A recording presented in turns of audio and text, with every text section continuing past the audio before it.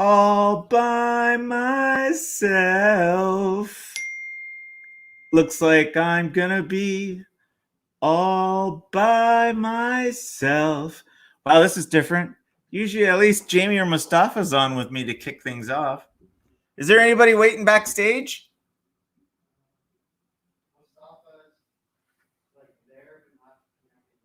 Oh, okay. Mustafa's coming, ladies and gentlemen. Welcome. Usually we have artists already popping on the stage, but they're still getting ready backstage. So welcome to another episode of MBartist Live Artist Roundtable. I am your host, Stephen Ahola, and we're just waiting for some artists to pop on with us here. Oh, there we go. Jamie, how you doing, my friend? Oh, good. Got some coffee with me. It's a good day. It's a good day. Yeah, Luke says Lonesome Dove. You missed it. I started the show off all by myself, so I thought I'd sing a couple lines. I sang all by myself. But like each episode, it's like, and we're on, and there's always either you or Mustafa here with me, and then all of a sudden it was just like, there's a big full screen of me. I don't think anybody came to see this.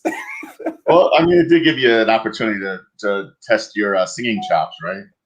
Oh yeah, well, Luke says Lonesome Dove. So guys, let me know what you think about my singing. I may have killed our audience right off the hop. It may be an uphill battle.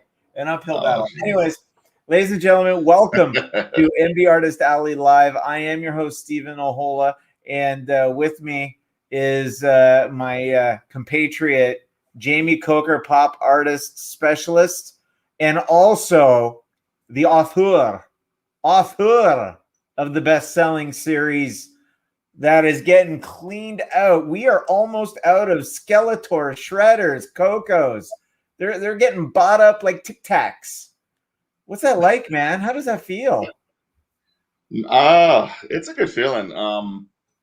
I going into the whole thing, honestly, I was kind of, like just hopeful. I just didn't know it was going to go like this. Oh, it was like pop, pop, pop, pop, pop. And there we go. Here we go. Oh, he's here. He's here. Mustafa Musa, anchor, DC Marvel. Hey guys, how's it going? You get going stuck, good. Did you get stuck in the green room?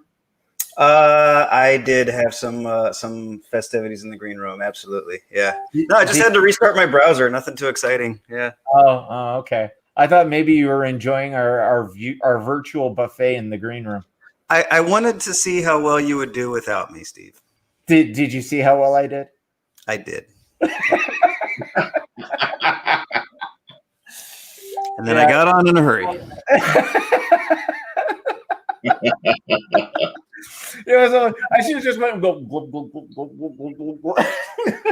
Yeah, maybe. It was just like a big screen of me nobody wants to see. Anyways, guys, we are live on YouTube. We are live on Facebook, and we're also on the Collector's Toy Shop. Luke Holbrook says, "Can't wait to see everyone at UltraCon." We can't wait to meet you, Luke.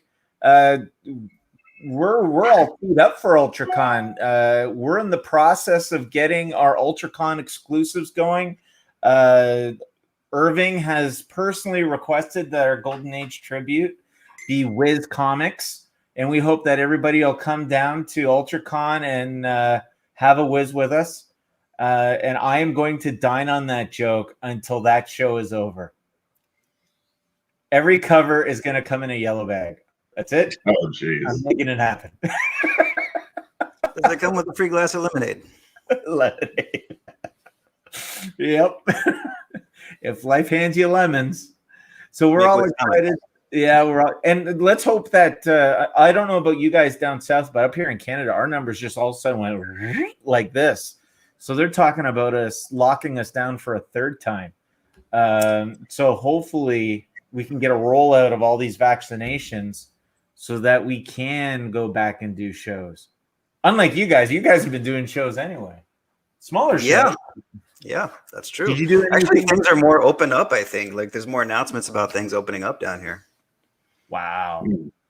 I was talking to one of our resellers, and he's based in Tennessee. He was like, "We never closed." Yeah. I'm like, okay. Yeah. We never closed. People ask me, how am I surviving the pandemic? And I said, fine.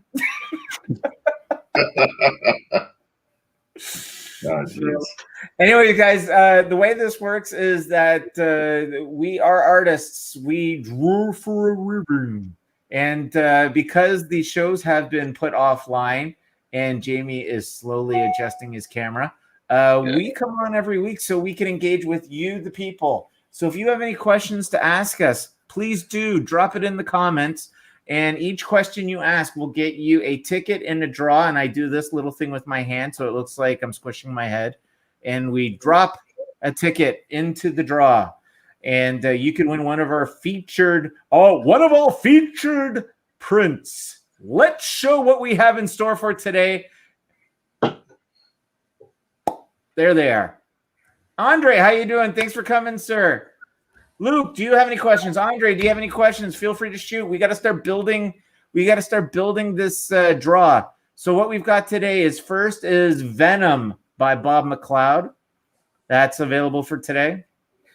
Also, we have Harley Quinn homage to Todd McFarlane's 300 of Harley Quinn. We've got Roller Girl X-Men Storm by Francine Delgado. I love this one. I don't know if you have the same reaction, but whenever I'm at a show or people are talking about Jamie Coker stuff, this is before villains, mind you.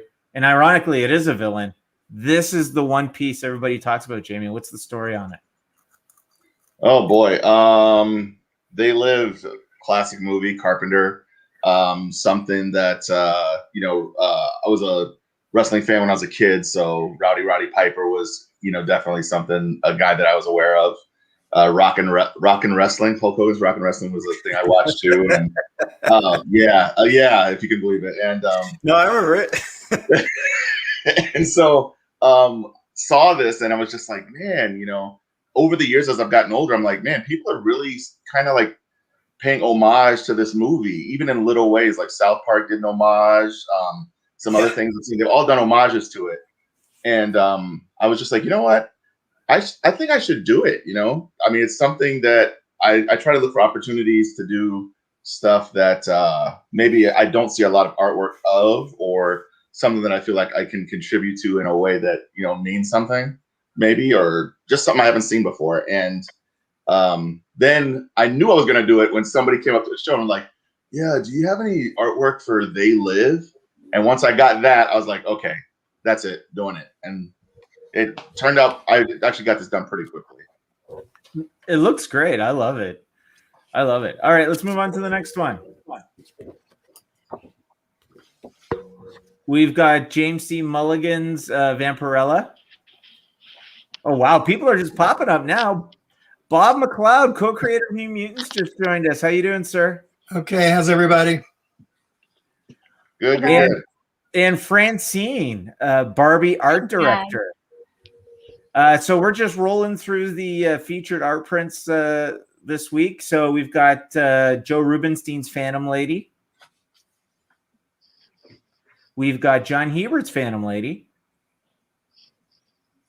And Mustafa, what's the story on this one? I do not recognize this character. Let's see. He was in this movie. Hugh Jackman played him. It's totally different. He's tall and handsome instead of short and squat. Anyway,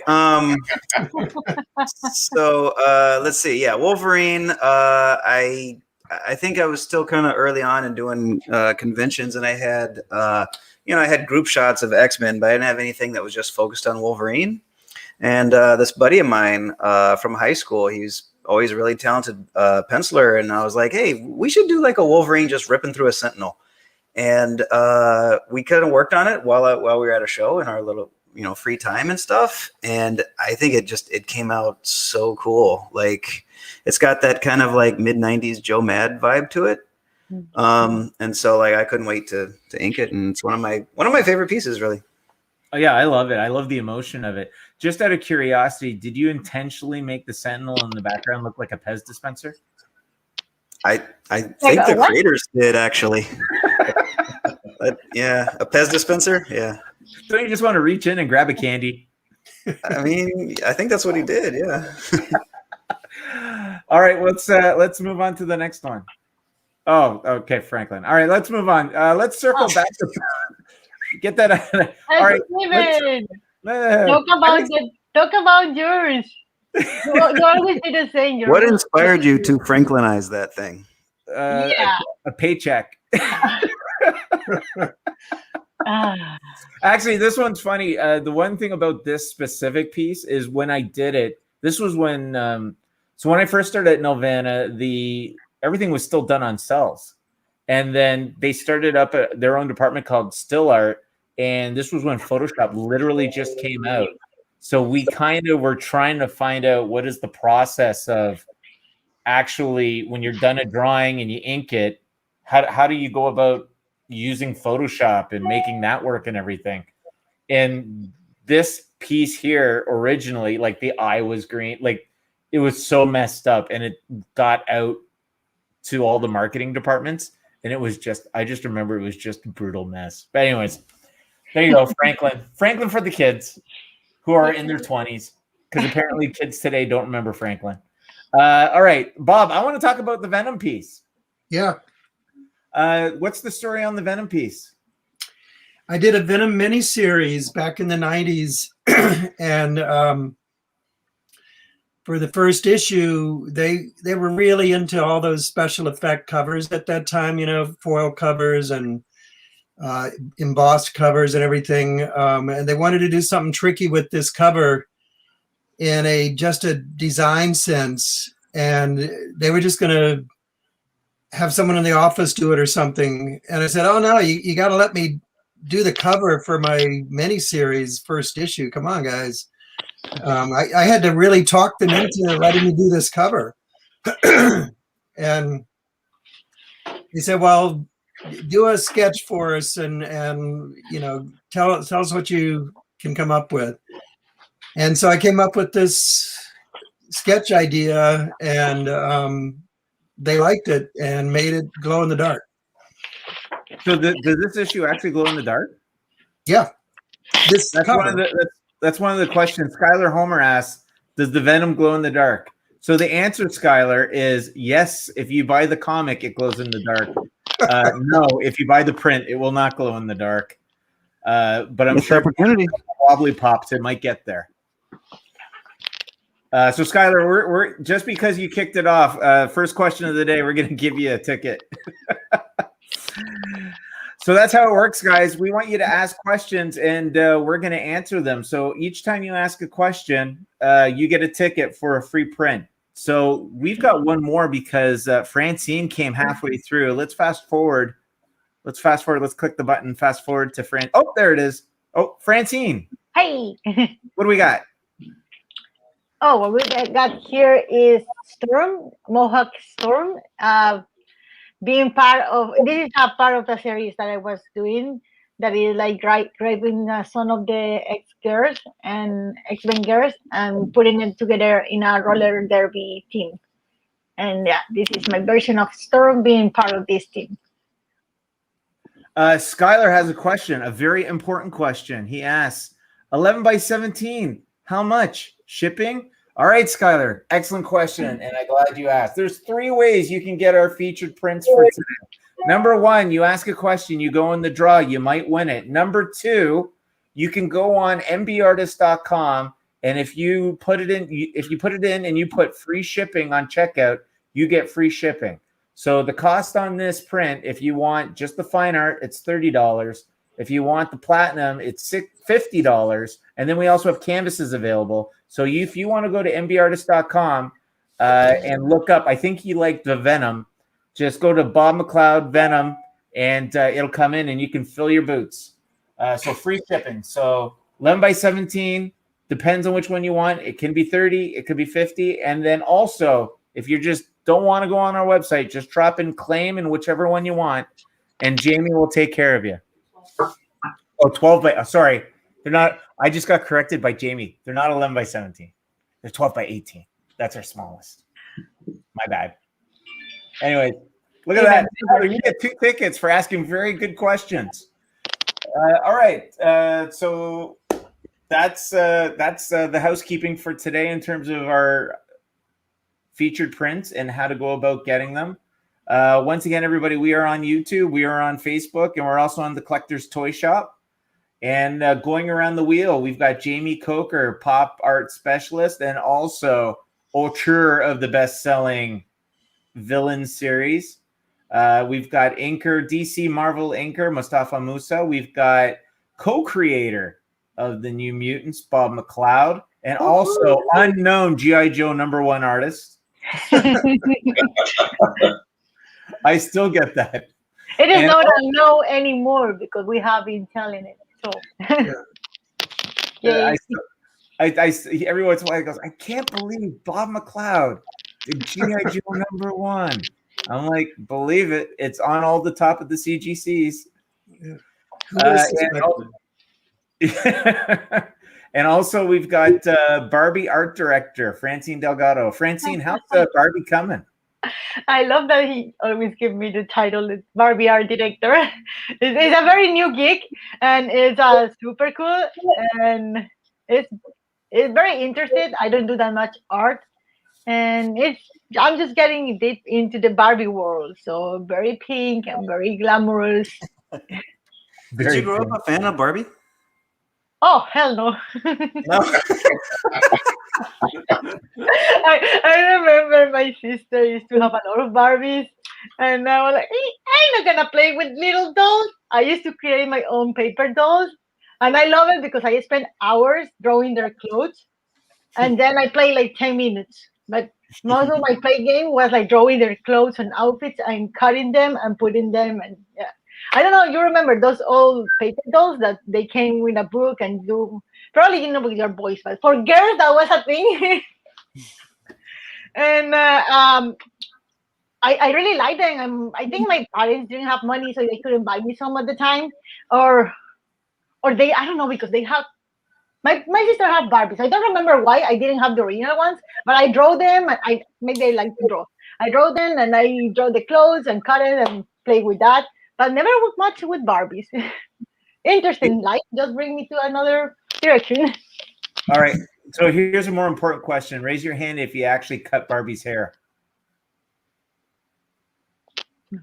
Wait, cut Barbie's hair. What? No, you guys don't have sisters? Oh yeah, no, I have a sister. I mean, I built play sets for her Barbies to play on out of cereal boxes and stuff, but no, I wasn't sadistic, man. Oh, this is coming from the guy that does the villains line. Well answered, Jamie. Yeah, but he never mutilated her sister Barbie. I didn't mutilate it. I just gave her a buzz cut. I made her look more like G.I. Joe. Dude, I imagine she love it. my sister used to break the necks on the Barbies because they had that ball joint in there. And so there would be this big chunk missing out of their neck.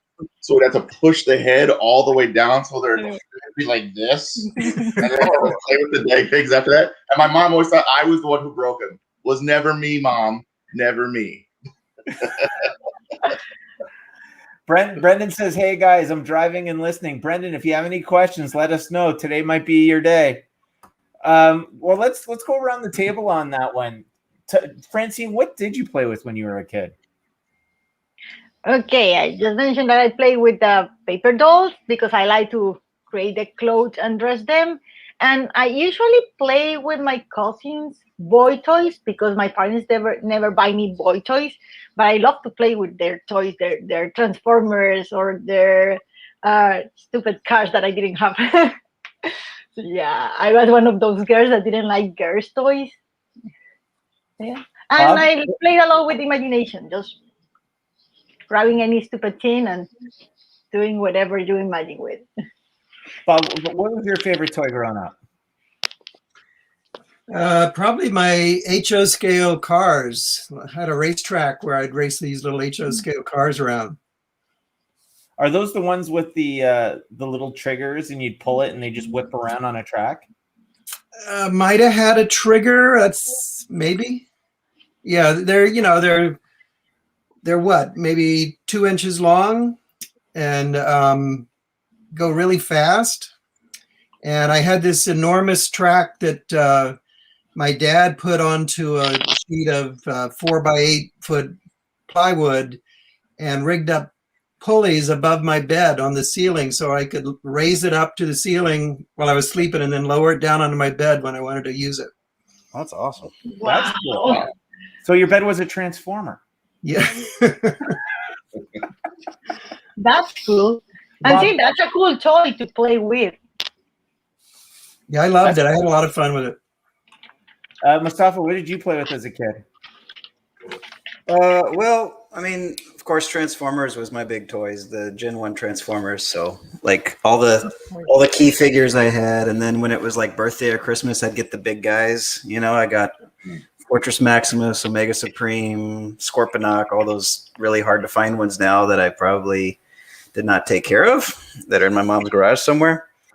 But you know, I also liked, there were other toys. I mean, like Mask was cool. I don't know if you guys remember Mask, but it was like, it was just human dudes and like cars that would transform. And I like transforming things. So of course, G.I. Joe and, you know, He-Man I had a little bit of, but yeah, I don't know. Just kind of whatever I could get my hands. There was something else called Cops. Do you guys remember Cops toys? Oh yeah.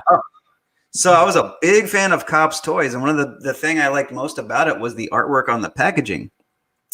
I didn't know that was Bart Sears. I didn't know who Bart Sears was as a kid, you know? And then I grew up and I was like, oh man, I'm a fan of this guy who, you know, works on these comic books. Oh, I've been a fan of him since I was like 10 and I had no idea. Yeah. What was the boss man's name? The guy that had the Al Capone bad accent. Do you remember? I just remember Dr. Bad Vibes. I don't know. Dr. Bad Vibes? Yeah. You'll never get me a copy of this, nah. Yeah. I don't remember his name. Yeah. And he had like it was a character of Al Capone. Yeah, I don't remember his name. I had him. I had the toy. That was awesome. I don't remember his name at all. Someone in the comments put in who was the big boss man in watch his name, Big Boss Man. Who is the big boss man in Cops? Let's see if anybody knows out there. If anybody knows the name and drops in the comments, we'll give you a ticket into the draw. Jamie, I know your answer. Oh yeah, GI Joe, man. Oh god, it was bad. It was the kind of thing where we used to go to the toy store, and my mom would be like, "Remember, you only have such and such for your allowance," and I would find and plead and beg my way into like 2-3 figures or a vehicle or something. Man, it was an obsession for a while. But Jamie, did you know I did the cover to GI Joe #1? If I didn't before, I'm pretty sure I do now. Oh look, I'm right. It was Big Boss. I love that comic. Is it Big Boss? Yeah, It's might Big be Boss. Big Boss. My name's Big Boss, you see? Yeah. Skyler knows my name. We're gonna give him a ticket for that. So was that the name? Big Bug? His name was Big Boss. There were so many. yeah. I Awesome. love those creative names from the TV shows. Are like, yeah.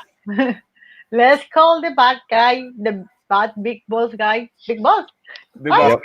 Okay, well, here's one. Favorite, the most ridiculous name in a cartoon from growing up. I'm going to start off. Silverhawks. Yes, man. Guess what he did?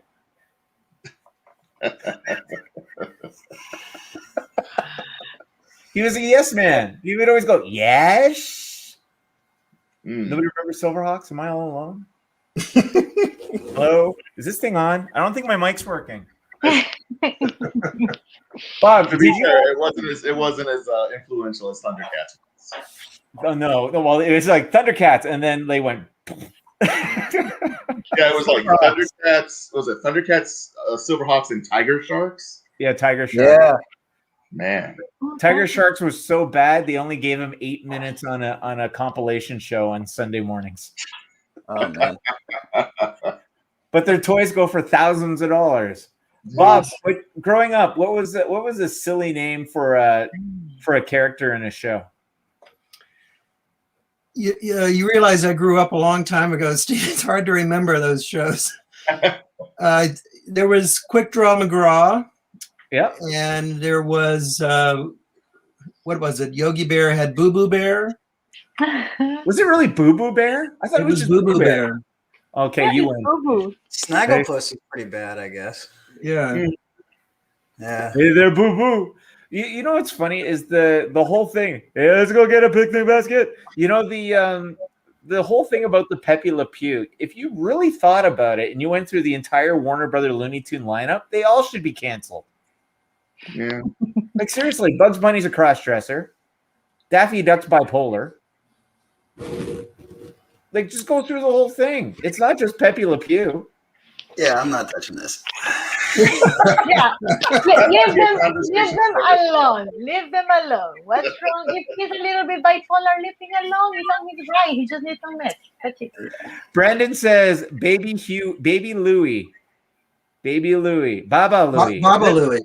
Is it Baba Louie?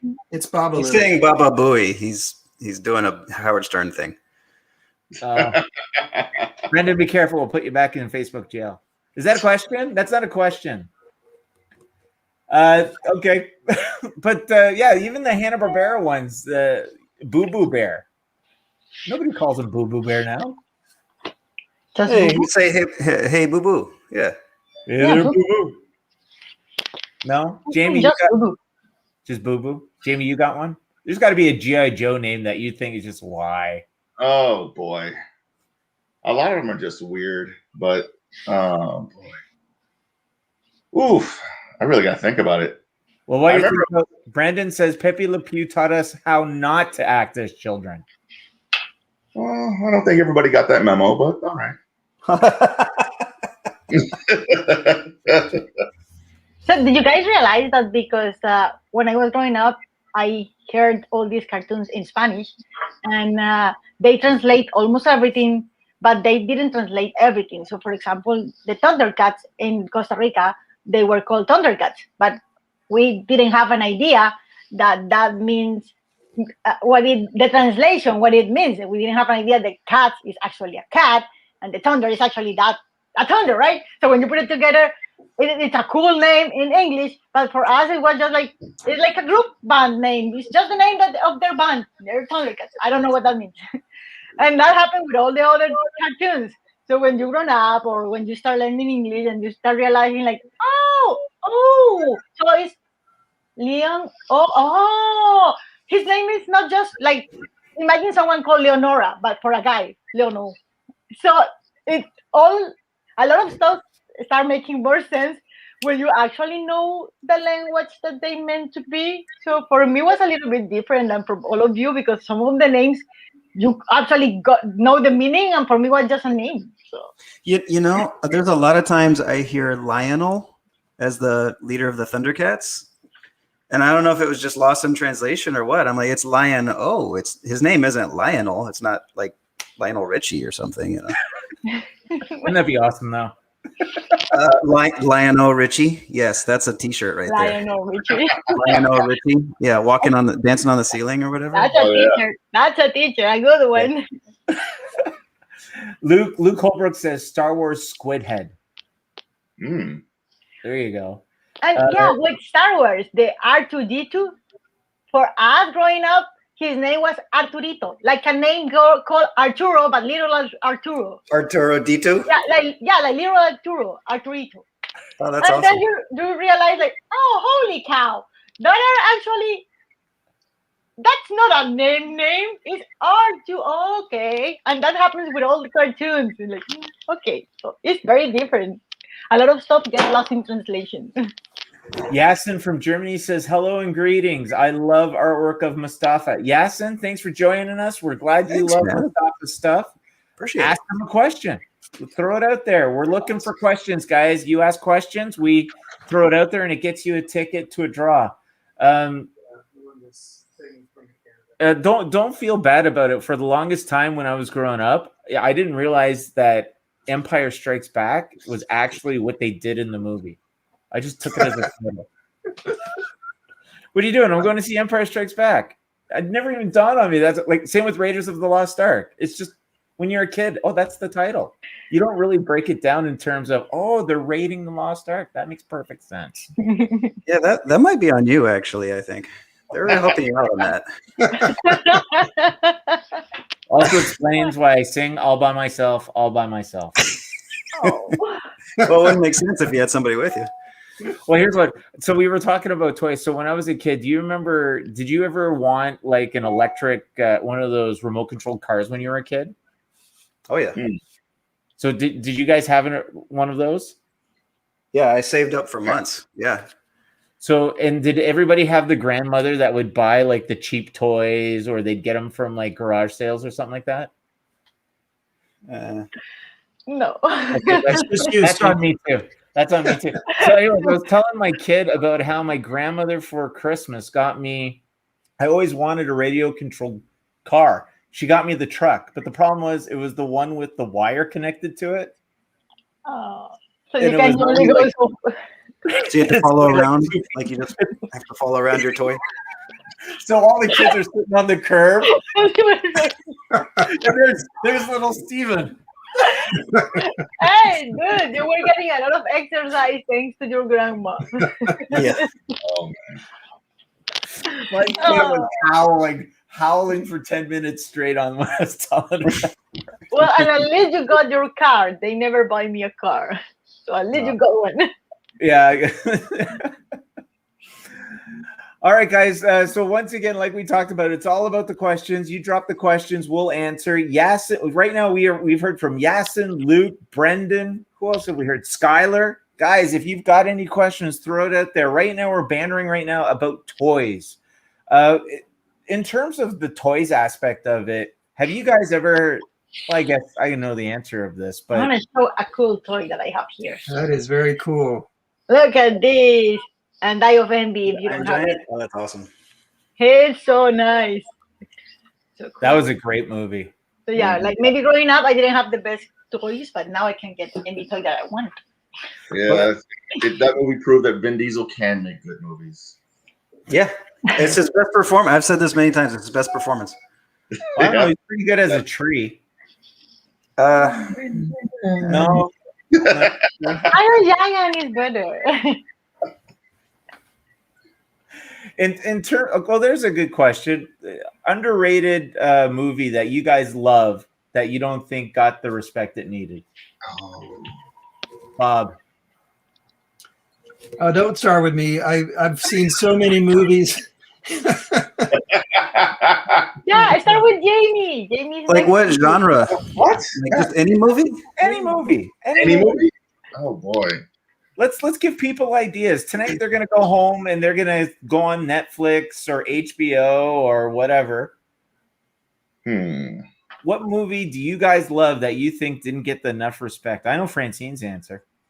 Oh man. Well, I don't know if it's the one that you're thinking, but I love Billy Elliot. And yeah, I love it so much that every time that I'm passing in front of a TV and there is Billy Elliot, I have to see it. Doesn't matter which part of the movie, I have to see it and keep going. Yeah. It's like everything about that movie speaks to me so much, like the relationship between the kid and the dad, and the dancer, the kid that was a dancer, like so. And I don't know, I don't think it was as popular as it should be, but it's a very personal opinion. Steve, I got one. Okay. You guys ever heard of Heaven Can Wait with Warren Beatty? Yeah, the remake. Yeah. Yeah. That's classic. Really funny movie to me and my wife. We've watched it maybe a dozen times. We always laughed at it, showed it to our kids. They were totally bored with it. That's a great one. And then Chris Rock did a remake of it. Remember that? Yeah. Yeah. Well, it was a remake originally, so yeah. Warren Beatty's a great actor, though. Oh yeah. Well, Charles Grodin in that was really funny. Yeah. What was the woman that was in it? I'm blanking on her name. That's like 1978. That movie came out. Somewhere around there, yeah. Yeah. Mustafa, underappreciated movie that you love. So I remember when I saw Fight Club, I thought like this is one of the greatest movies I've ever seen, and it just didn't really hit. And like years later, it hit, and people can quote the movie even though they've never seen it. So I guess it has like a lasting legacy. But one that always sneaks up on people when I talk about movies that they've never seen, Drive. Ryan Gosling movie from 2012. I love that movie. I can rewatch it over and over again. It's just cool. It's just a very cool movie. Good movie, yeah. Jamie. Let's see. I was convinced that I need to give this movie another shot. Jennifer's Body with Megan Fox. That movie, it was written by the same screenwriter who did Juno, if you remember that one. I've been convinced to give that one another shot, so that's probably going to be my generic answer for the moment. I'd have to do a lot of thinking for that one. I might have to rewatch that one then because I have a bad taste in my mouth. I've never heard about that one, but okay. Yeah. For me, it was an early John Cusack movie, Better Off Dead. That's a great movie. I love that movie. That's a great movie. Where they have Booger from Revenge of the Nerds snorting Jell-O. Wasn't Godzilla in that movie for a while? Oh my God. And it had smoke coming out of it and everything. Yeah, and they had the best line is the kid who just wants $2 for his paper route, and he's like stalking him through the whole movie. I use that in the auctions whenever we're stuck at $2. $2. It was a great movie. Have you ever seen that movie, Bob? No, I have not. If you get a chance, watch it. It's a great comedy. It's called Better Off Dead. All right. Where are we at? Oh, here we go. Basil says, "Do you still collect toys?" Jamie is guilty. I don't know if you heard my wife in the background there. She's like, so guilty. She's pulling out her toy collection. I can't keep going. There are too many. Mustafa, you still collect toys? I really don't. I don't like clutter, and I just know it would be just clutter in my house. I love looking at them. I love going to people's houses or whatever and seeing them on display, and I'm like, oh, that's what I should do. And then I would never do it. I got a couple of toys that people have given me, and it's awesome. I appreciate it. I try to find a place for them. Sometimes I just leave them in the box unopened, so I feel kind of sheepish about that. I'm looking at one right now, but I don't know. I don't really know. Bob, how about Mental note: give for Mustafa. Give him a toy. I'm saying I don't know. I have a Batman bust I need to open at some point. Bob, do you still collect? No, I would answer that exactly the way Mustafa did. I think they're amazing. You go to somebody's house and they've got a huge collection of them. It's really cool, but I would never do that. And on that note, I got to take off, Steve. Nice talking to you guys. See you next time. Thanks for stopping by, Bob. We'll hopefully we'll talk to you soon. See you, Bob. Hopefully see you again next week. All right, take it easy. And then there were Foursquare. So, guys, just to let you know, we're going to do our draw a little bit earlier today. We've decided as a group we're going to shorten our time. We're not going to do full 2 hours. We're only going to do an hour and a half. So we're going to do the draw at 20 after 4. So get your questions in now. I think if I'm correct, Skylar's probably got a slam dunk right now. But we do have another question. Basil, great question. You get a ticket. There you go. We got diversity. Luke Holbrook has a question. What are you guys looking forward to this year in your lives? I'd like to, get out of the house. That would be good. Seeing you guys in person. That would be great. That would be great. Seeing you guys in person. Unfortunately, I have a border to overcome. You have a what? A border. Oh, speaking of meeting a border. Hey, Joe. Joe Rubenstein. I see the first gauntlet has been thrown. Yes. And your timing is ironic. Literally, Bob must have like a sixth sense of when you're about to come on because you literally just missed them. Damn. Now I can't make inbred Baptist jokes. Oh, Well, you could, but you just wouldn't get the. No, I wouldn't get the satisfaction. No satisfaction. You'd be like the Rolling Stones. Can't get no satisfaction. Brendan says guilty pleasure movie is the Belko Experiment. Ladies and gentlemen, Joe Rubenstein has joined us. Legendary inker, great painter in his own right. Also, you will know him because he pretty much did your entire childhood if you collect comics. Infinity Gauntlet, first appearance of Gambit, Wolverine Limited Series. We could be here all day, but it's only in an hour and a half show. It's true. Joe, we had a question. What is a movie? Well, we'll get to that one too. What is a movie that you love that you think is underappreciated? I think they're the ones that appreciate it, All That Jazz is great. To Serve with Love. There's a movie nobody ever heard of, which I've never met anybody who's seen it, so I can discuss it. And it's called Brother John, starring Sidney Poitier. And it has one of those ambiguous endings where you want to say, what do you think that meant? And I've never met anybody else who's ever seen it. Another fantastic movie by Herb Gardner, who's my favorite playwright of the 20th century, latter half, is Who is Harry Kellerman and why is he saying these terrible things about me? Starring Dustin Hoffman. It's like another one of those where you want to discuss it, but nobody's ever seen it but me. So I also found this movie once on a Sunday. I knew it was a cult film nobody knew, called Body Snatchers. And then I learned the truth. So, that's a cool movie. Never heard of this. No, those are some good pulls. Those are some deep cuts. I'm gonna have I like Dustin Hoffman.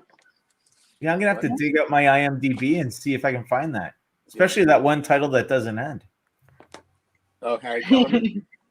Herb Gardner wrote 1,000 Clowns, and I'm Not Rappaport, and Thieves.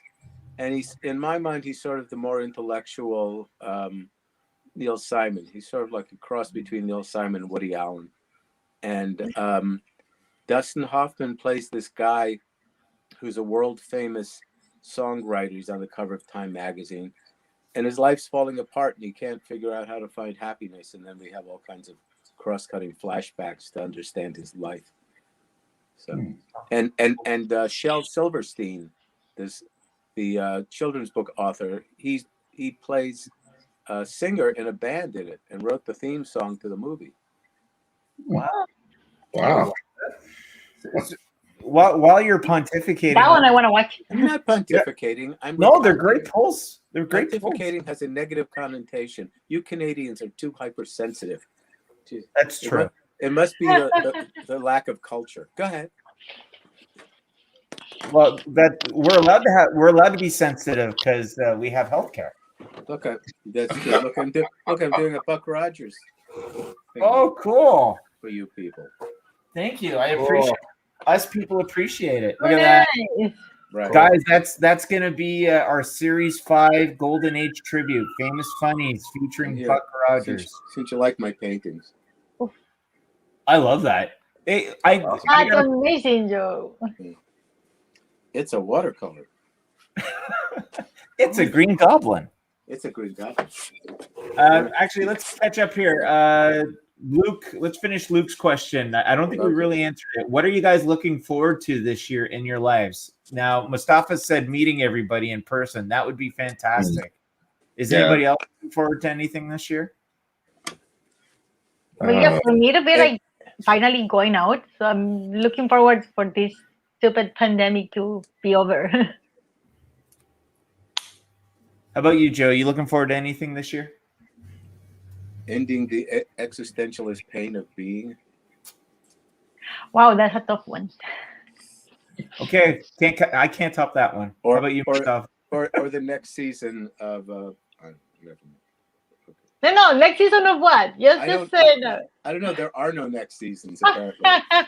I was watching a show called Warrior that just stopped, and I'm not watching a show called Imposters that just stopped. And it's like, it's like they should give you a warning. It's like, we're not going to end this season. Don't get too involved. Actually, I think the policy should be don't start watching a show till at least 5 seasons into it, and then just catch up. Like that's how I did Buffy and Agents of S.H.I.E.L.D. Well, I think that's one thing we can all agree on about the pandemic is we've been able to catch up on a lot of TV. I always watch TV while I work my whole life. I can't just do one thing at a time. Oh, yeah. Well, that's an interesting question. That's an interesting question because my wife does the same thing. She says that she is not productive unless she has something playing in the background. I believe her. What other things do I have in common with your wife? I'm sure it's a long list.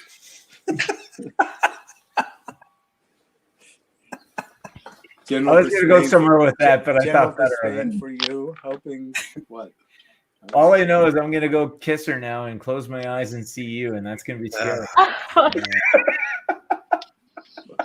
Wow. Why? If I could only make it into a virtual board game, I could make millions. Okay. Oh, we're dropping quickly. Oh, look at the numbers go down. Oh, where's Bob to raise the intellectual pursuits of this conversation? Bob did a Costanza. He went on top, stood up, and said, "Good night, everybody." Okay, I've totally lost where I'm at now. You were asking what else you do while you work besides work. Yes. Lisa says you. Yep. Agreed. Oh, she's a poet. Okay. I think that's your Lisa. Did you not let her in your apartment? Oh, my Lisa. I think that's your always Lisa. Saying ooh. Jamie, what do you do TV, music? What do you do in the background when you're drawing? Oh, primarily I watch podcasts on YouTube lately. Try to get away from the true crime stuff because it's a little dismal and depressing. But a lot of comedy, a lot of stand up stuff that's gonna like make me laugh and keep the mood high and everything like that. Yeah.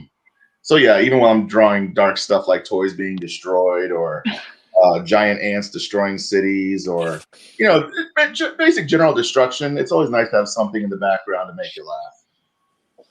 Mustafa, I remember last week you talked about Zeppelin. Do you ever throw on like movies or TV or something like that in the background? Oh yeah. Back in the day, like before there was, DVR and you could record things, I would just put on whatever was on. If it was HBO, if it was comedy was definitely good back then. Just whatever like didn't distract you, so you could like have it on in the background and not have to like keep looking up. So even like stand-up comedy, sometimes like you want to see the delivery because it's part of the joke, So yeah, I don't know. Nowadays, I don't know. I listen to podcasts because I don't have to think about it. I just listen.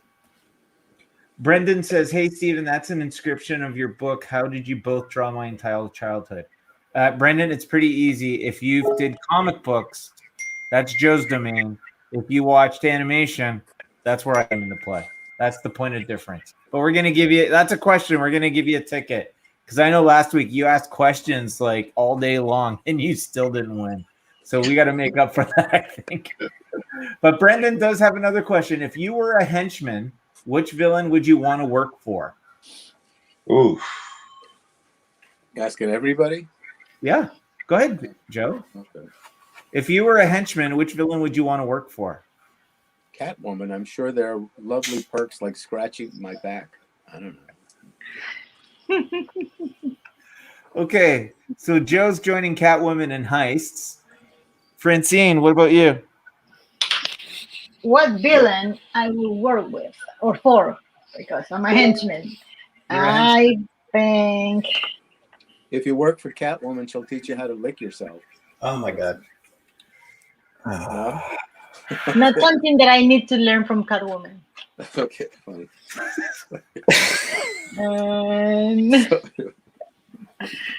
It's his fault. He started. And I we just got usually very, disconnected from I Yeah, Joe. usually, Like that's a justification. I am Yeah, very I well started. behaved until someone starts talking. If someone starts talking, it's Joe's fault. Yeah. That's actually the subtitle of MBartist. It's Joe's fault. Anybody else's ears getting warm? That's not what I was shooting for. But see, oh, Mustafa, if you could be a henchman, what villain would you be? I am not following that. I'm sorry. Have you been a doctor? I'm a self-employed artist. I don't work for anybody. Jamie, villain? Actually, the first name that came to mind was Cobra Commander, because chances are you'll be able to take over the organization at some point. Oh. Actually, that's good. Yeah. Well, not only that, but they already come with masks, and they've got to have good health care. Oh yeah. And you don't need to be a marksmanship. Nobody can aim. Yeah. So they take anybody. Mm-hmm. Mm-hmm. I'm with you. I'm going with Cobra. Me and you, buddy. We can be Cobra. We'll stay 6 feet apart. We won't hit anything. Nobody will hit us, and we'll be home in time for dinner. Oh yeah. What? Retreat? Okay, same as the last episode? All right, let's go. I'm gonna think this over. All right, where are we at? Yasin says, what do you think about a fan base in Germany? I think there is a lot of people that love your art. So guys, just to let you know, we were honored. We appeared on 24/7 ToyCon Germany's first anniversary. We had 2 hours, and it was like a whirlwind of claims of everybody's art. It was awesome. So Yasin, I love Germany. I want all the Germany people to come watch us. I want all the Germany people to invade MBartist.com and fill your boots. Fill your boots, guys. I want you to look at me and understand that I'm the picture of restraint at this moment.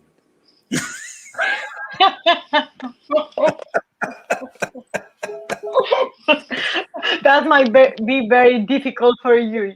It's this vein is throbbing. I don't know if you can see it. Joe, don't ruin Germany for us. No, and you see that I used the word difficult, so I didn't use don't think another I could word. ruin Germany for you. No, it's Yasin, thank you for the question. We're going to add your name to the pile. Mathis, hi all. Mathis, thanks for joining us. Ask a question. So what we're going to do is let's do a reset. Give Joe a chance to calm down, get that throbbing to ease up a little bit. We're going to go to through. Catwoman. I'm sorry. Oh boy. Okay. Okay. But anyway. Okay.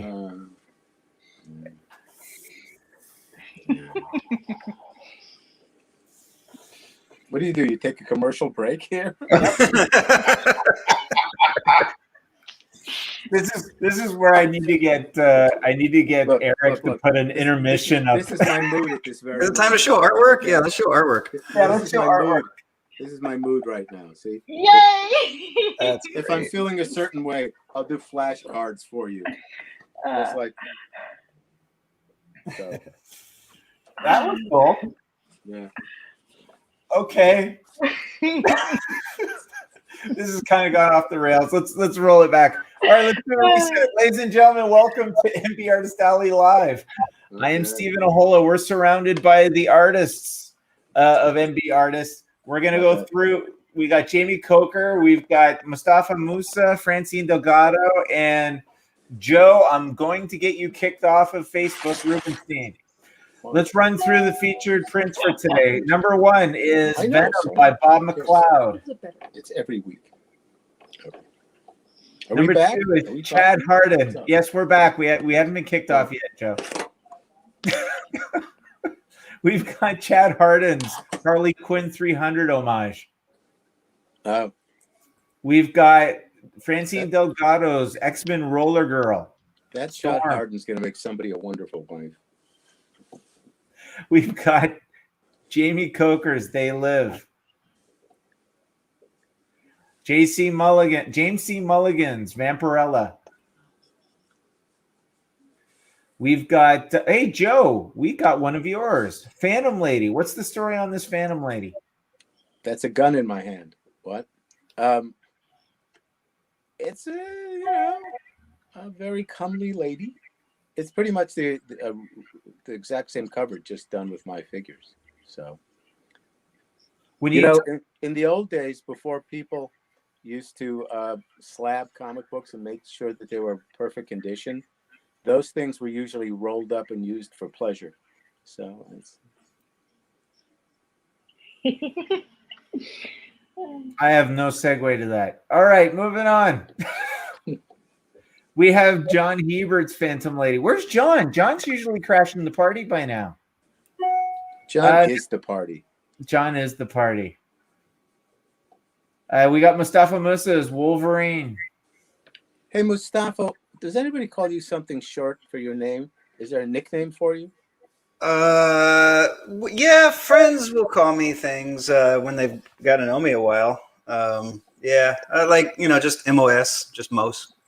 Oh, okay. It occurs to me if there's an emergency in the house and I call for you, I'll be dead by I get out your third syllable. It's a long name, I see. It's not Rubenstein or anything, but Well, just call me Joe. Speaking of the devil, look who just popped up. Mr. John Hebert, X-Men and Punisher artist. How you doing, sir? I'm good. I just woke up. Me too.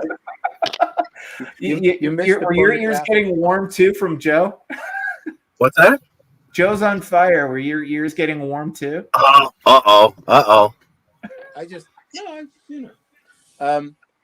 is your name not Hebert and just the Americans get it wrong? Pretty much. Yeah. Okay. So am I saying it right the whole time? Well, probably. I thought it was just because every time I do it, I put on the French spin. Jean Hebert. Yeah. Well, that's the correct pronunciation. Yeah. Why don't you have a contest, Stephen? Everybody who writes in stuff you got wrong, you can put it into a barrel and pick out the winner. You don't have a big enough barrel, and my wife would probably fill 80% of it. That's what I'm saying. All right. Well, that's how you guys are so much alike. All right, so moving on. We got your Phantom Lady here, John. See, that's how you got to cut them off at the pass. Talk to me about this image here. Oh, that was a lot of fun to work on. The original cover was really, really nice, iconic image. Good girl art. Little janky with the anatomy in some places though. So I just I kept the basic premise and tightened it up, and art directed the heck out of the colorist on this one because some of the colors were a little fishy to me, and I really love what he ended up doing. Did the original artist have 3 breasts? Is that what you're alluding to? What's that? Did the original cover have 3 breasts? No, there was an arm that just sort of went nowhere. It just kind of disappeared. It literally disappeared because of the pole and the rope. Yeah. It was just didn't go anywhere. It was just kind of inferred that it was there. Yeah. So those are our featured art prints, guys. 3 ways to get our art prints. Yeah, get Franklin out of here. 3 ways to get our art prints. Number 1, you ask a question, you get a ticket in the draw, and you could win it. Number 2, you go on MBartist.com and you put in free shipping, and you can fill your boots. Number 3, you just put whatever you want and claim, and the lovely Jamie, who's watching out in the office, will take care of you. Oh, shit. Basil says Phantom Lady inspired by Catwoman. I think that's for you, Joe. Yeah, that's it. Yeah. Give him a ticket. Sure, why not? Yasin says I think next time I will claim more artworks and hope some more from Mustafa, Batman, and Harley Quinn. All right. I have lots of both. I can tell you, if you go to Mustafa's website, he's got Batman up there. He's got Harley Quinn. If you go to MBartist.com, you go through all the artists. John's got a really cool Batman and Punisher battle. Harley Quinn is all over the place. If you look up Chad Harden, that's his signature character. So we definitely can have you covered. So just let me know what you need. Matthias says your rocket is awesome, Joe. He's talking about your drawing. We hope. No, he's not. How do you know? It's the family show, kids. Yeah. The Manson Trust me, Joe family. came on, and our ratings have been going north ever since. Yeah, I keep blaming Joe. Yeah. I'm happy to take the blame. Like that issue of Captain America, one issue where he had the Uzi on the cover and sales like doubled the next couple of months. Well, that's interesting. Is anybody watching the newest Disney Plus Marvel show? I saw the first episode. Yep. What do you guys think? You know, I think about actors like the guy who's the new Captain America, and his whole career is based on the fact he's funny looking. It's like, what are you doing? He says, I'm a funny looking actor. I get cast all the time for being homely. Like, Well, that's Kurt Russell and Goldie Hawn's son. Mm-hmm. really? Yeah. Yeah. He looks just like Kurt Russell. He looks better in episode 2. In episode 1, there's a lot of great memes about it. Yeah.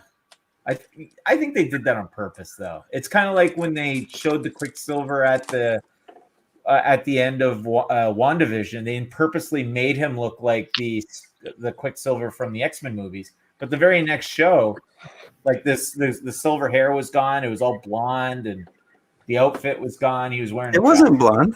No, it was still silver. He had blonde tips. You need to fix the contrast on your TV, I think. Well, I'm telling you right now, it wasn't the same. If you look at the end scene of the episode 6 or 7 and go to 8, it changes. I guarantee you. It was the Halloween episode right after, right? Yeah. So he had the stuff in his hair. Yeah. So that's why it looked different. I like the fact that they said how they recast the part. Yeah. You know, breaking the fourth wall. Yeah, yeah. You think there's going to be a second season? There's got to be a second season. No, I think it's just going to roll into Doctor Strange. Oh, yeah. Well, that's second season. Yeah. The second season will be the 2-hour movie of Doctor Strange. And the same with this one. This one's going to, oh God, what? Black Widow was supposed to roll into this one, but I think they're flipping it now, aren't they? I don't think it's going to tie together really. Yeah. I think it is. Unless Winter Soldier makes a cameo in Black Widow. Well, the Black Widow one takes place just shortly after the Civil War movie, right? It's supposed to be a flashback. I think it's before that. I don't know. We'll find out next month, right? So Or just July. just for the sake of argument, which show are you talking about anyway? Falcon Winter Soldier. Okay, all right. I thought so. I watch like no TV anymore. I just don't have the time. If there's a nuclear war, how will you know? Somebody will text me. Mm. I'll read about it on Facebook. So you're not hip with the modern culture of all this stuff going on these days? Not too much, no. I follow one TV show right now, and that's Shameless, and that's ending in 2 weekends. So. Oh yeah. Does it Love that feel like a home movie or anything? Yeah, pretty much, yeah. like friends of mine, definitely, yeah. Okay, so let me catch up here. Brandon here, LOL. It was a Halloween costume. Okay, thank you, Brandon. All right, guys. So this is how it works. We are on YouTube, we are on Facebook, and we're also on the Collector's Toy Shop. You ask us a question, we answer it. Gets you a ticket in the draw to win a free featured art print. The artists we have around the table is Jamie Coker, Mustafa Musa, inker, Francine Delgado. She doesn't like it, but I tell everybody that she's a Barbie art director. Rubenstein. See, they're different. Well, yeah, because he's dressed like Halloween. He's got like crazy hair going on. No, yeah, okay, yes. The hair direction changes, but look at the tint. On the one side, it's like gray. On the other one, it's yellow. Well, because it's not his hair. It's like fake. It's like fake hair. Okay, but then he kept the fake hair for the rest of the season. Boy, he kept that color. Pretty. They got rid of the gray? Yes.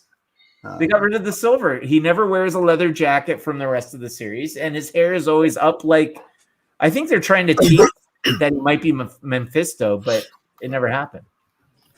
Am I correct that these prize-winning prints are actually signed by We Artists? It depends. The series 1 are all signed, but the other ones are not. But they do get a ticket. Good question, Joe. Give Joe a ticket into the draw. Guys, if you get series 1, they're autographed. If you get series 2 through 4, you get a ticket. And if they meet us at any of the shows, they can get one of our John Hancocks for free. I can't even spell Hancock. For a second there, I thought you were going to try to make another Catwoman joke out of that. I don't do the old material. I keep it Don't fresh. dare him. Don't dare him. He tries new material out on the road all the time, yeah. All right, sounds good. Well, let's try to bring it back into the artwork world. So series 5 is going to be a Star Wars theme for us. And John, you sent me a really cool. Well, you got it there. Let's show everybody. I got it here. Show and tell. Yeah. Show one, tell. Show one. Look at that. Yeah. So there is John Hebert, exclusive for Series 5. Is the Star Wars logo pasted on or hand done? Hand done. That's why you can't watch any TV. Get a hobby. God. I do. I have 3 children. Yeah. Did I ask you that? That's the real reason why you can watch TV. Yeah, your TV's not big enough. The kids get in the way.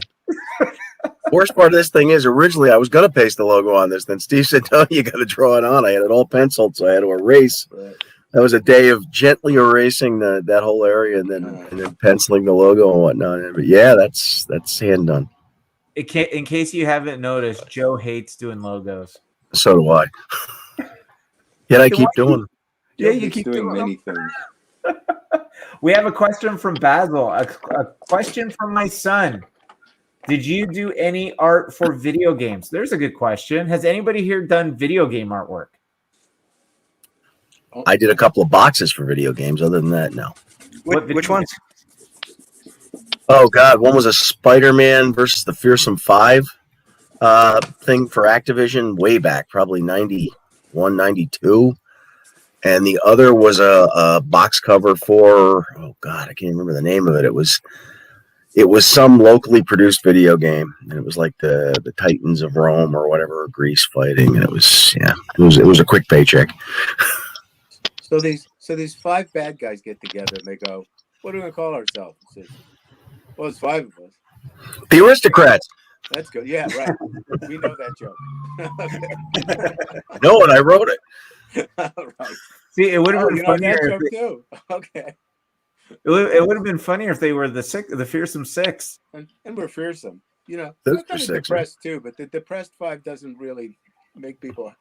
You know, with broke, the broke five. I don't know that that's going to work for us. What are you going to do, Phil? The I have a despondent duo. fearsome hunger. Let's be the fearsome five. Okay. So, Well, you know Or the the broke aristocrat. five, you know at least the broke five will carpool. right. You know, why don't we have a name for our group other than MBartists? The aristocrats. Aristocrats. Okay. Because Because I know this is gonna go in a bad direction. the Do you fearsome know the aren't joke? mistaken. Francine, do you know the joke that the aristocrats? No. It's good that you winced. It's family friendly. Why don't you tell it real quick? In more ways than It's one. a family. Okay. No. Any joke where one version has and the whole family is singing "Nearer My God" to Thee in it has it for me. There's a documentary about a lot of well-known comedians like Jerry Seinfeld and Robin Williams, and they're all telling the joke their way. Yeah. And it's hardly ever the same joke twice, except it's always the same punchline. So, And the best version was Bob Saget. It is the filthiest thing you ever. he's the filthiest thing. Oh my God. But he's What do you call America's this? dad. He's America's dad after Bill Cosby. Yeah. Well, Oh. Yeah, Jello pudding pops is never the same for me now. pudding. Depends what you put in him, I guess. I never got Bob Saget because I would just kind of wander through the living room when my mother and grandmother were watching that damn sitcom. And I was like, oh, this guy's overbearing, blah, blah, blah, blah. And one night, and this is over 20 years ago, he had an HBO special on. And I said, all right, I'll watch 5 minutes of it and go to bed. I just sat there enthralled because it was just absolutely filthy and absolutely hilarious. And then when he was in the Aristocrats, it's like, hey, what do you call this joke? The Aristocrats. Right. And, people would come to a stand-up, and who were they? Full House fans of the Olsen twins. And then he'd do that act. So it's even better then. You ever notice whenever John and Joe start talking to each other, the show essentially is them talking and 4 other heads going like this? Hey, I love this story. For a Sorry. minute. Wow. We're a buddy cop movie in the making. Right. We put our heads together, we make an ass of ourselves. Right. Brendan Halpin says Penn Jillette produced that documentary that you guys are talking about. Yes, you did. Yeah. Right, Yeah. right. He's in it too, I think, isn't he? Wasn't he, Joe? Yeah. I don't remember. I in 15 years of therapy to try and get rid of that movie. Strangely enough, I felt that way about Full House. Yes. And then they did a sequel. Elizabeth Olsen is by far the one with the looks in the family. How'd that work out? So, and Who she's knows? taller. Hmm. Maybe she's cloned from somebody else. So Basil, it looks like only John Hebert did video game artwork. But whatever your son's name, put it in there, and we'll give him a ticket into the draw. And let's hope he wins. Okay, tattoos. Anybody do tattoos? Anything? I've designed them, not actually put them on a person. Yeah, designed it. Sure. Mhm. Yeah. Oh, yeah. What was Would you your like design? to like? design tattoos? Yeah, it's fun. It's liberating. I had 2 different women ask me to do a drawing of Wolverine on their bicep, and the next convention I come back and they had them tattooed on. Oh, that's cool. And skin's hard to draw on. It wasn't my best work. So, Eric I Larson. haven't asked to design tattoos a couple of times for very close friends too, and I always tell them no. I feel like that is but for me personally, it's such a big commitment to design something that someone is gonna put on their skin. So like, no, I don't want to do that. But I really like how other people can do design tattoos. But for me, like, no, I feel like that's a big thing. I designed a prison tat for a friend. So Basil, Really?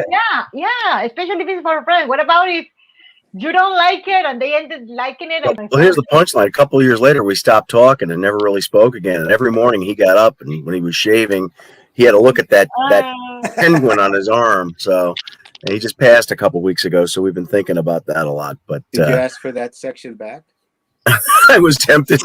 let me skin that off. Yeah, Okay. but yeah, it was a penguin on a block of ice with the block. The block had a 2 in it, and it was melting. And the melt said "cool." He had that done before he went to jail for a year. But John, I think Wow. that Francine and Stephen could tell you that coming from an animation background, the proper pronunciation is penguin. Penguin, and it was that penguin. Okay. It was that penguin. Yeah, with the Penguin. top hat. Penguin. Eric Larson had a guy come up to him at a convention in Miami one time, and he's like, "Will you sign anything you did?" And Eric's sure. Or no, I'm sorry, it wasn't Eric Larson. It was the other Spider-Man guy, Mark. Bagley? What's that? Bagley? Mark Bagley. And the guy says, "Will you sign anything that you did?" He says, "Yeah, sure." So the guy rolls up his pants leg. He's got this Spider-Man going up his calf. Oh my god. He says, "Well, yeah, geez, that's great." And it was a good tattoo. He says, "But I can sign it, but it's only going to be a marker. I don't have tattoo stuff here." He goes, "Oh, it's okay. My tattoo guy is keeping his shop open. You sign my leg. I'm going to go over and he's going to trace it on there." So he's going to go through life with some guy's name on his leg. Right. Yeah, I've seen that a lot. Michael Keaton tells the story. He was doing a movie, and one of the co-stars called him over where a bunch of fans were hanging out, and he turned to this guy and said, "Show him." He says, "Yeah, all right, whatever." Show him. He showed him his enormous Beetlejuice tattoo, and Keaton went, "Yeah, great, cool." He says, "Yeah, okay, fine. Can I put my shirt back on now?" And when the guy walked away, it occurred to them he didn't realize that Michael Keaton was Beetlejuice. Oh, okay. Somebody must tip him. I think all that ink goes to the brain, but you'd have to make a survey. I don't know. So Basil says that his son's name is Tarek. So let's put an extra draw in for Tarek for today's draw. Basil, We're gonna tell put us one where in that for name Basil. came from. I'm I've sorry, never heard it before. Is it an old family name? Basil. Where do you get your name from? There you go. Joe's asking you a question now. Joe, Did you Joe, make it you're up? asking lots of questions. Like Sharona? I don't know. Well, how about this question? In terms of, I'll ask this question and then we'll go around and do see what's on everybody's table. Movie that you think should have a sequel that didn't get one. Ooh, Section 19, is that the one with the aliens in South Africa? District 9. Oh, This- District 9. Yeah, That's a great movie. You could tell there's a sequel coming because the guy runs off into space. You're going, he'll be back. Mhm. And it's like, Yeah, they set it up. I Yeah. think. And you're still waiting for the sequel, eh? Well, I he have was on supposed to the- work on like Aliens and a couple other movies, and he just never was able to get back to it. Basil says he's originally from the Middle East. Ah, There you go. okay. Shalom. Okay. All right. So District 9, Mustafa. Actually, that's a great movie to pull. I don't know if I could think of a better one, so I'll just How leave about it at that for Gandhi now. 2, The Revenge? Yeah, he comes back with guns and He's Yeah. pissed off. yeah. Enough of this passive violence stuff. Okay. Sean, any sequels you'd like to see that never got made? Running scared. Isn't that an old Billy Crystal and Yep. Gregory Hines. Gregory Hines? Yeah, One of the best cop buddy movies of all time. that's going to be a hard one to do. Yeah. I like that. There other was a script. the other one that Russell Crowe made with Ryan Gosling. Good Guys or Good Friends? Oh yeah. yeah, nice Yeah. guys. In Hollywood in the 70s, right? Yeah, it was good, but I don't think it was a hit. But it was a good movie. No, It it's a was good great. movie. Yeah. That's a good underrated movie. It is. Oh, Luke flips the script on us. What movie should not have had a sequel? Godfather That's 2 a long should not have list. had a sequel. Matrix 2. Highlander. Oh yeah, Matrix was so good. The first one, why you messed it up? They really messed it up. What was the one where Sharon Stone like shows her middle section? Basic Instinct. Basic Instinct. Right, they had a sequel. Also, they had a sequel to Chinatown that Jack Nicholson directed. Which Yeah, the proved he's a Touches. great actor. So, so plenty. Jamie, any other ones, Jamie? I think Jaws should not have had a sequel. Oh, yeah. Jaws should not have had a sequel. Yeah, like why?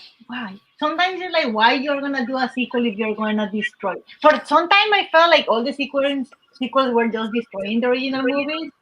and then you start seeing full sequels. But most of the time, I feel like no, that doesn't need a sequel. I've But only isn't- walked it. Oh, go ahead. But isn't the Arnold Schwarzenegger Terminator movie? Didn't they consider the second one even better than the first one? Yeah. Oh, yeah. Okay, that one is one of the ones that Yeah. I'm agree with And them. Yeah, Terminator 3 though. Oof. Yeah. Well, To every Terminator after it. right. Well, so you're like- telling it's me like- that- Then I'm gonna go back to movies for kids. Toy Story. Toy Story 2 is so good. And then the 3 is also great. And the first one is the one that is the least one of them. But the sequel was amazing. So yeah, sometimes sequels are good. For me, I've only walked out of one movie in a movie theater, and that was Species 2. Ooh, It was so Ooh. bad. I I got didn't know up. they and made a left. second. They did. It was horrible. It was. You know, That's a Wreck-It good Ralph was question. great. Wreck-It Ralph 2 I didn't like. Yeah, Wreck-It No. Ralph was great. Yeah, Yeah. there's a video game movie. The first one, the second one was like it was internet Oh. memes and stuff. how about Speed 2? Oof. Ooh. Or Have any of you- the Highlanders after the first one. Those were the Have worst. you ever walk out of a theater like you're watching the movie in the theater and it's so bad that you say no, fuck it, Yes. and just leave? Yes. And if yes, which movie? Well, I said mine. Yeah. Believe it or not, the only time I ever walked out was on Quiz Show, which everybody said was a great movie, but I just, oh my God, it just dragged and slow. dragged. And I was Yes. having a roaring fight with a girlfriend, so I said, okay, I'm out of here. Yeah, you have an extra reason. It was a Yeah, I biggie, 3 remember- cops. I remember did- the last movie I walked out of was The Heat with Sandra Bullock and the lady, I can't remember her name right now. Yeah. Was it McCarthy? Melissa McCarthy. Yeah. I was about 20, 30 minutes in. I was like, this movie isn't getting better. I'll just do something else with my time. Hey, there's one that should have had a sequel. Heat. Oh, Heat is a great movie. Yeah. Oh, I Isn't love that excellent? What's Yeah. the name of the movie with Sandra Bullock and George Clooney in space? Gravity. Gravity. Well, I thought it was a good movie. Oh, Tina Fey pointed out the fact that rather than date a woman his own age, George Clooney would rather die in space. Wouldn't we all? Here's one. I think this is from my wife. Transformers. You walk out of that one? Oh, Which way? that's the only movie I screamed in the middle of because they killed Prime again 10 minutes into it. I was like, Are you talking about the sequel? again? Kenny. You killed Kenny. Yeah. Right. Optimus Prime is the Transformers version of Kenny.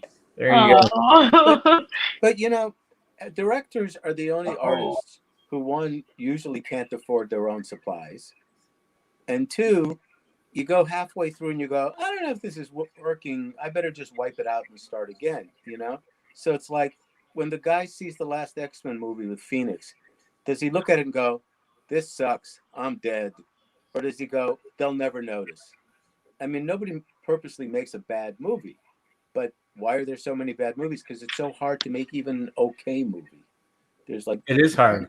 and you like in comedies, you don't know if it's funny anymore because you've heard the damn joke 46 times. So you're kind of Rodney hoping somebody else Dangerfield. will laugh. Yeah, but in But- movies, a lot of the time in movies, it's like because you're shooting everything like scene maybe first the last scene. You're not Yeah, shooting out like of in sequence. a Sequence sequence. and whatnot, yeah. So what the thing that actually can put together a movie or break it down is the edition. If you're doing a horrible, a bad edition, a lot of great film can be just getting to trash. Well, when you they- know what? When they made Once Upon a Time in not Hollywood, it's the one with Robert De Niro and Elizabeth McGovern. It's set like gangsters in the 1930s, and By the time in America? well, thank you. So there's like a 3.5-hour version and a 2.5-hour version. And the 2.5-hour version actually starts with the ending of the 3.5-hour version. It's like, Really? okay, well, we better make it a whole other movie now because we've lost an hour. So it's just astonishing that, you know, I mean, acting movies are the director's medium. They can do anything they want with it. If you want to be an actor, you got to be on stage where they can't edit you. and nobody makes a movie to ruin their career. And you read the script and you think this will work, and then practically everything Orson Welles ever did was taken over by the studio and recut and turned into something else. That's a big problem. Is studios get involved, especially if it's got a big budget, which is why you hear a lot about they want smaller budgets. Well, that's the thing. It's like comic books; they don't pay any money, so they just want it done by Thursday. We don't care. When it's $100,000 project or something, everybody in the agency is looking at you and giving notes. And who says any of those people know anything? They're just paid to give notes. Otherwise, they'd be afraid that their job is of no use. So Eric has been good enough to throw up some of the 6 worst sequels. We got Jaws. We've got Superman: The Quest for Peace, Son of Mask, Batman and Robin, Speed 2. There you go. Anyways, guys, it is 20 after, so we're going to do our draw. And while we do our draw, let's do last call. Last call on the prints. We'll throw up the prints real quick while Jamie walks in with the box. I got a quick question for Joe, if I may. Sure. You may. Joe, do you remember the first time, this is back in the 70s, the first time they ran On Her Majesty's Secret Service on network TV? No. Okay. They ran it over 2 consecutive Monday nights. They split it into 2, and they re-edited it. So the first Monday night when they aired it, it started in the middle with Bond in the ski chase. Okay, or almost, well, beyond the middle, basically. And they had a narrative over it with an actor that sounded nothing like George Lazenby going, Bond here, James Bond. This is what's going on. Skylar Homer. Skylar Homer, if you're here, say I win, and pick which print you want. And then it went back through the beginning half of the movie to that point, and then it said to be continued next week. It was the most bizarre thing you ever saw. But they split it into 2 2-hour. Yeah, I don't airings. know. Some people are so stupid. It's like, I don't know. Maybe they know it's stupid, but who cares? They'll never notice. All right, we're going to do another one. Skylar, first one to say I'm here wins. I'm here. I got 2. No, you don't count, Joe. You have your own prints. The fix is in. Guess what? Tarek. All right. Are you here, Basil? Tarek, what? Tarek, pick your prize. Look at that.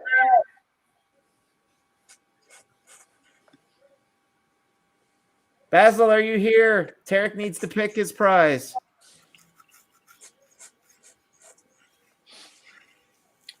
Hey, Joe, John. have you chased everyone away? Right. There. Okay, Basil, pick. Basil, get Tarek to pick whatever print he wants. You're a winner. And Brendan, once again, is the bridesmaid. Sorry, Brendan. Once the bridesmaid, always the bridesmaid, never the bride. Basil, pick your Venom. Basil picks Venom. Sounds good, Basil. We hope you enjoy. Thank you for sticking around with us.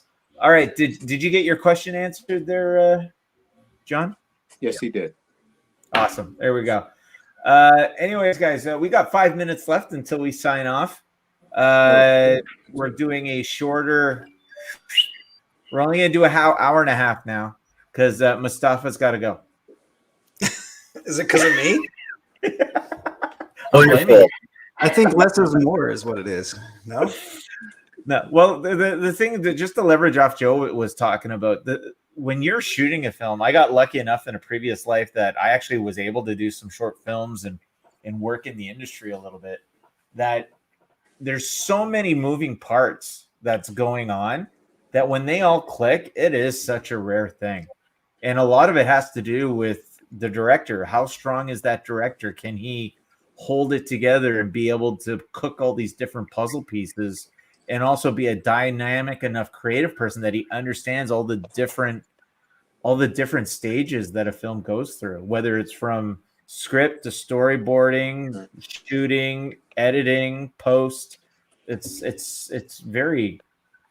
You know the controversy about should a movie be have an assignment? It's a Spielberg movie, it's a Scorsese movie, so forth and so on. There was writers, there was cinematographers, there was actors. Yeah, but there's got to be one person who knows what everything is about and puts it together one way. The quarterback. So it's Yeah. of course, if you get a great cinematographer, he may come up with some great ideas you never considered before as a director, but you still have to say, yes, I like it. We're going to use it here. So I do believe that the author should get the director is the artist involved. I mean, even Hitchcock considered the actors just a bunch of little, puppets to move around. So, well, just if you want to look at a recent example, look at the difference between Zack Snyder's Justice League and Josh Whedon's. Like, they're Right. so dynamically opposed in terms of narrative, tenor, like just go up and down the board in terms of every aspect of building it. Yeah. Look at any Altman film. They feel different than anything else out there. Kubrick. Yeah, Kubrick Kubrick. Perfect. Absolutely. Absolutely. Only Kubrick could drive Tom Cruise nuts. Is that what Good. got him there? No, Tom Cruise has been driven nuts a few times. Yeah. I think he was Yeah. halfway there. Yeah. Yeah. He's But done if that you- by default. Somebody else whose movies are. Oh, I'm sorry. No, go ahead. Somebody else's films feel like nobody else. They're not as artsy as Altman or Kubrick or anybody. But Michael Mann, Michael Mann I does I great love movies. his stuff. Yeah. Yeah. Michael Mann did Manhunter, which is the first movie that Yes. Hannibal Lecter ever showed up in. Yep. And Brett Ratner redid it years later, and it was so inferior. Yes, to it the was. Mann version. And the original had like no budget, and he it was had doing good it in actors, between. too, the remake. Yeah. But He was doing it in between episodes of Miami Vice, so it's got that Miami Vice look. But it's such a great movie. Yeah, Heat was going to be a TV movie, and then he just blew it out into a regular movie. Yeah. Right. Yeah. Yep. Good movie though. Real good movie. So, And of guys, course, oh, go ahead. William Peterson was the lead in that, right? Yeah. Yeah. Dennis Farina and Yes. Cox. Brian Cox is Hannibal Lecter. Yeah. Yeah. I love Brian That's- Cox. He's a great actor. He's terrific. So let's go around the wheel, and what I'm going to do is I'm going to ask you guys one by one, what's on the table right now, and if you're going to be anywhere, next event. Jamie, what's on your table right now, and what's your next event? I'm working on the Cowboy cover commission. This one right here. Pull it away here. Tricky, isn't it?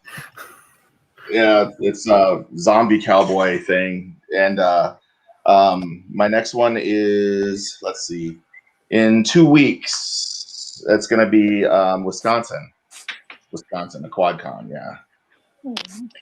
So if you're going to Wisconsin, stop by and visit Jamie because the first 4 villains that he's done are running out. We're almost out of stock. So get there while the getting's good. Mustafa, where are you going to be next, and what's on your table? So this weekend I'll be doing a store signing at Comic Warriors up in the Dallas-Fort Worth area, and I've been a friend with the guy who runs it for a few years now, but I've never actually appeared in his store, so that'll be fun.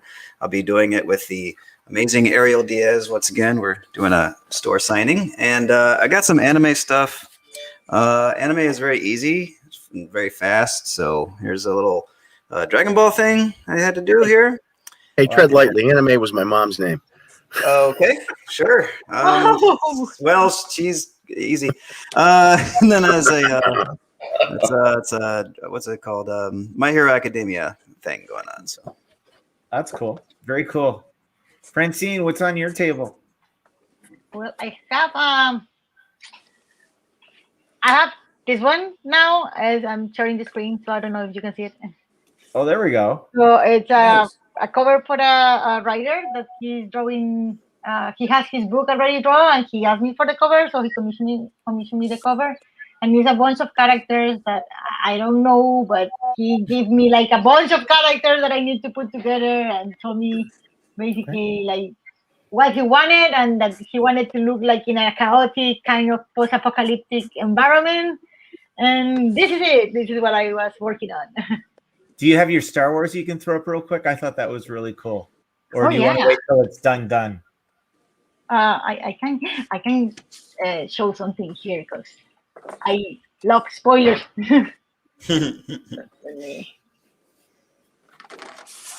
So just to let everybody know for the series. Oh, here we go.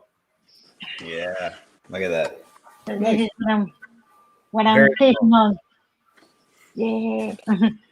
So You this did that is going to so be, fast. yeah, that's pretty cool. It's going to be chopped up into 3, and this is going to be her archive that you can buy and put all together.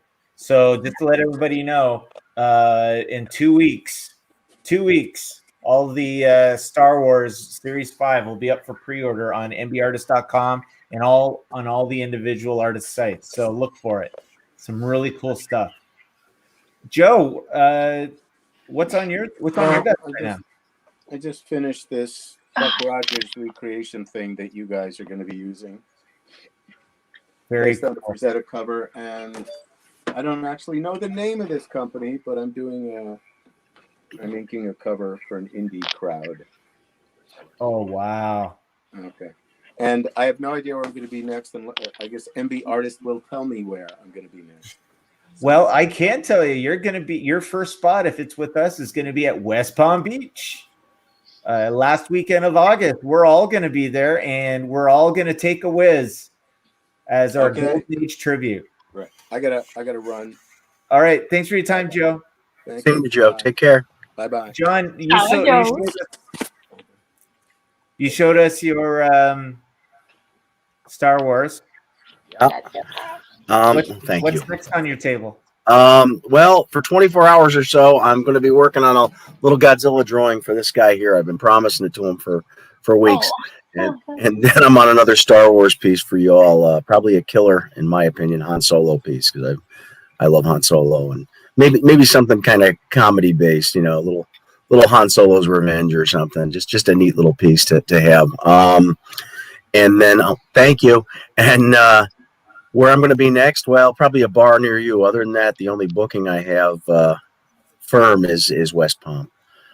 So. Well, we do know that we have talked to Fan Expo, and we know for sure, it looks like the for sure is going to be Orlando MegaCon and Dallas Fan Expo. So we're going to be there. Now, when are they? When are they? I think they're August and September, aren't they? I don't have them in front of me. I think so, yeah. Yeah, I was talking to you guys about the dates yesterday. I didn't come equipped with them. But we do know that Reed Pop is going to be New York in October, Miami in November, and then we've got Chicago and Seattle back-to-back in December. Is there Boston in there too? Boston right now isn't penciled. It's penciled in, but they gotta get some things finalized. But if that happens, it'll be in August, earlier, whenever you're going to Cape Cod.